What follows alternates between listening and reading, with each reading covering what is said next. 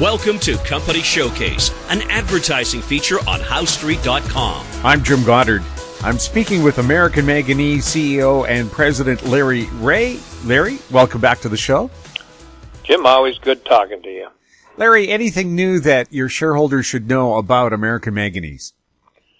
Well, just to give you a snappy update, we're moving ahead with what we're getting the pilot plant ready.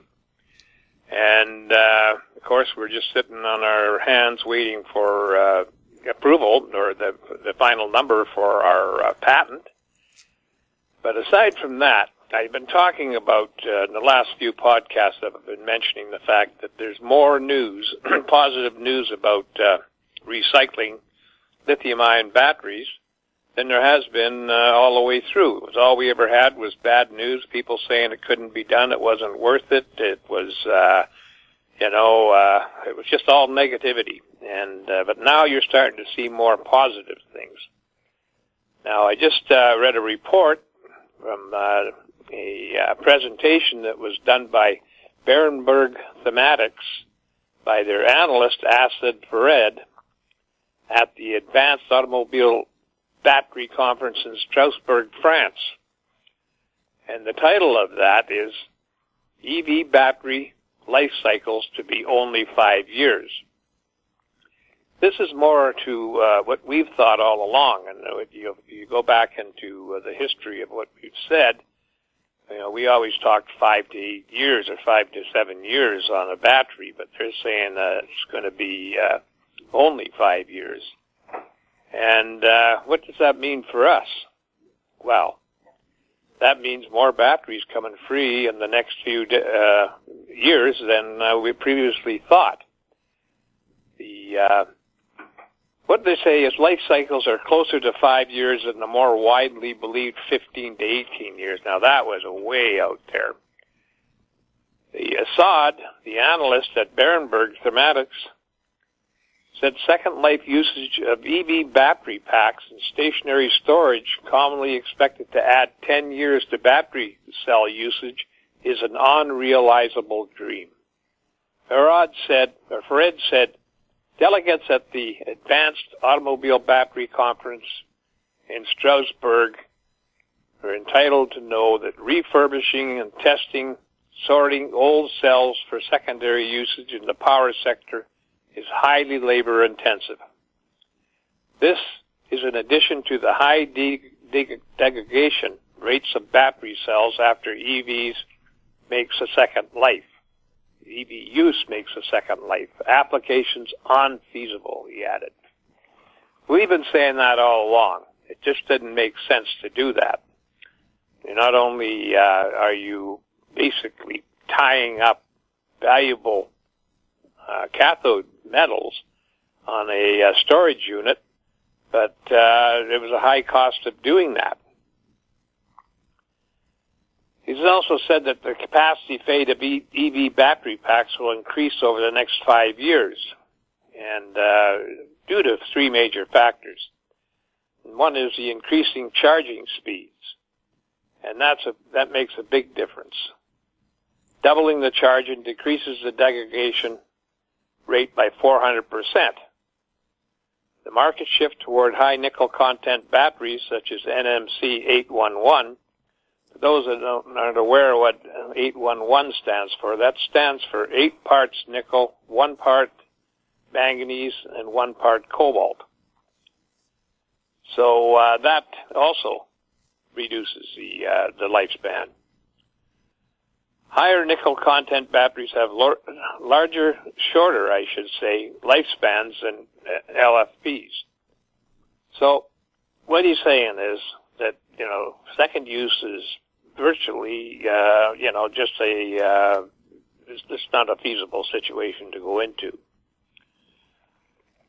Now, he also estimates that 262,000 metric tons of EV batteries will be recycled by 2022. That's not very far away when you think about it, and which would generate 76,000 metric tons of lithium, 1,100 metric tons of cobalt, and 20,000 metric tons of nickel. Now, the lithium alone is worth $912 million, and the cobalt is $374 million, and the nickel is $249 million, for a total of $1.5 billion. That's what recyclers are looking for.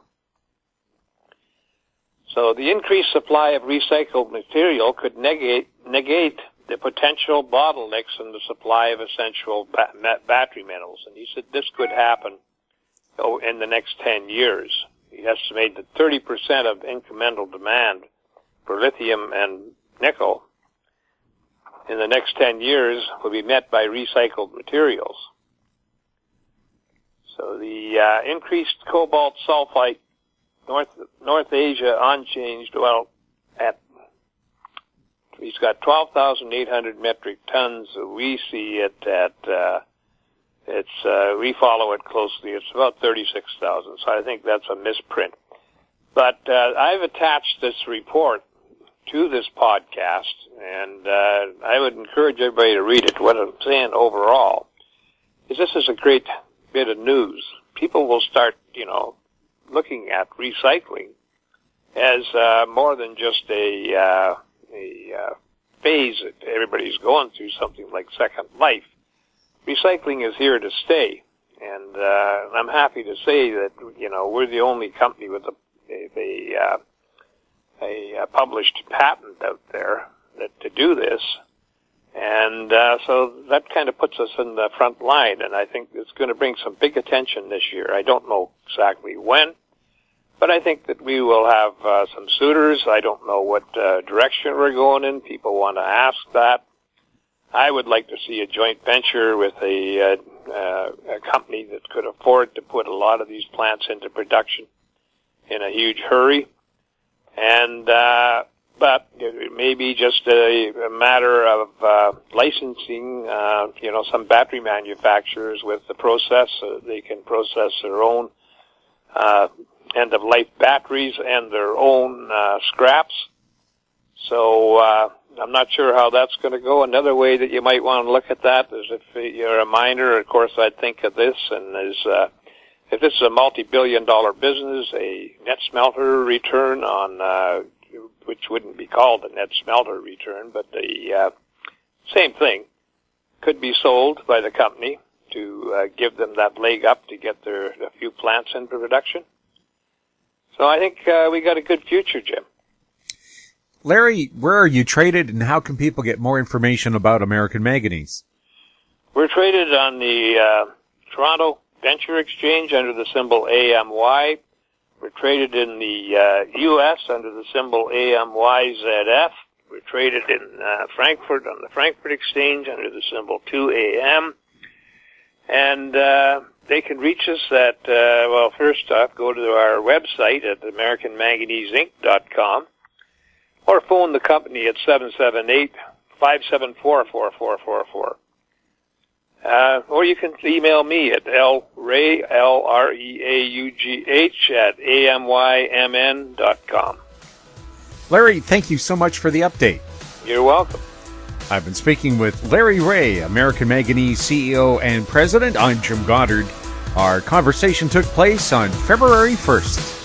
Comments made on Company Showcase are an expression of opinion only and should not be construed in any manner whatsoever as recommendations to buy or sell any financial instrument at any time. Archived online at HowStreet.com. Company Showcase is a production of How Street Media Incorporated.